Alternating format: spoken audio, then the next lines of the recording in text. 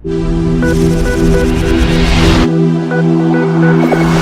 all a part of an extensive and fast-paced world of communication.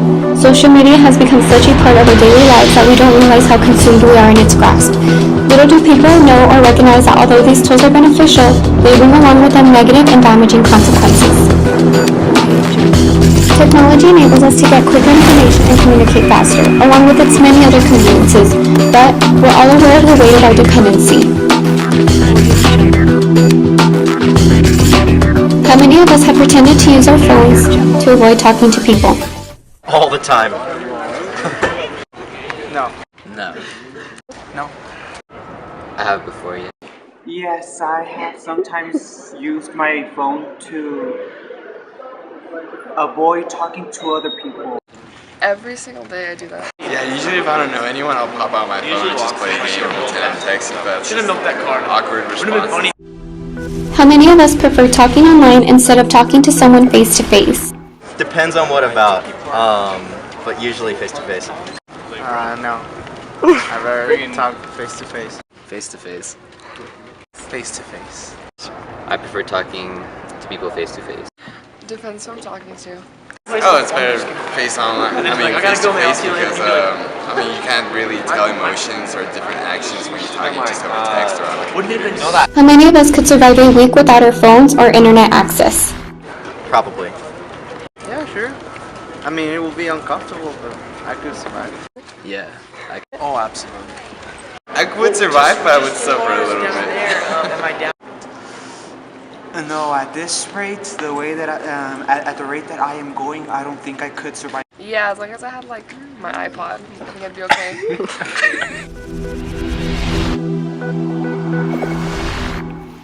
Just tell us about the time you crashed because of Snapchat. I was going down Mesa, driving at the regular speed of 45 miles an hour without a care. There was no cars around, so I thought, hey, let's Snapchat a couple of friends. Totally valid train of thought. Focused on my phone. And all of a sudden, I look up from my phone. Oh. And what do I see? 3 feet in front of my car is another crashed friend. It was practically totaled, and their car was really badly damaged. Went up like a whole lot. A highly irresponsible decision to Snapchat while I drove. I feel so stupid doing this in front of you guys.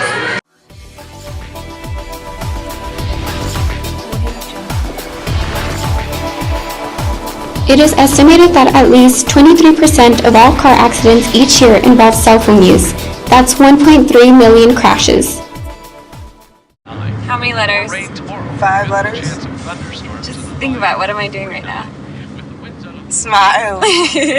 Smile? Uh-huh. This is so easy.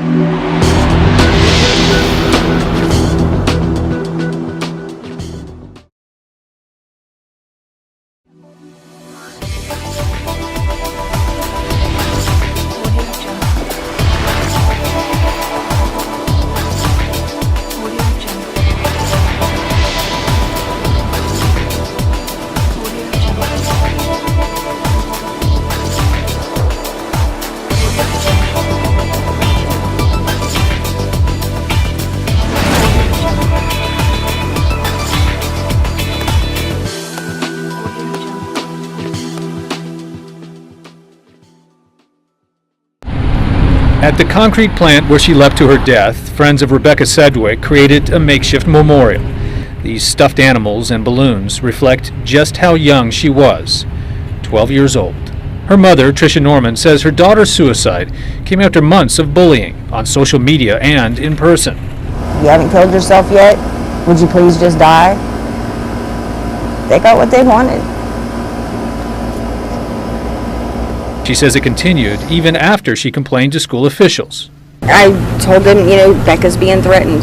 These girls are saying that they're going to jump her, and we'll talk to them. And then, she would still get jumped. Norman says the bullying began last December. She did everything she could think of, moved her daughter to another school, and even closed Rebecca's Facebook account. But Polk County Sheriff Grady Judd says the torment didn't stop. And here's some of the quotes that we found. You should die. Why don't you go kill yourself?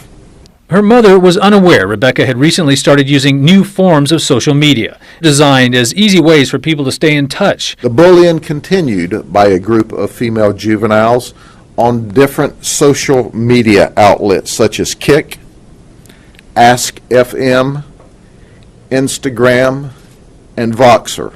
Finally, it was too much. Rebecca texted a friend saying, "I'm dead. I'm jumping. I can't take it anymore." On Monday, she climbed a tower at a concrete factory and jumped off. Detectives later found even more ominous clues. We also found on Rebecca's search engines or search questions, how many Advil do you need to take to die? The sheriff's office is considering filing charges against the students who sent the hostile messages. Jeff. Don Taylor, thank you very much. We have to realize that this isn't a problem we can detach ourselves from. We are each responsible for the problem, which means we're responsible for the solution. It's time to do your part. The solution is really up to us as individuals. It is a matter of conscience. If we see ourselves excessively using our technology to the point where normal interactions, sleep, and other parts of our lives become less important than wasting time on our phones, we need to be our own regulators and have the common sense not to let technology control us. If we catch ourselves being tempted to use technology for anything other than a beneficial use, we have to realize that whether we believe nothing will happen, the possibility of tragedy can hit either us or someone else.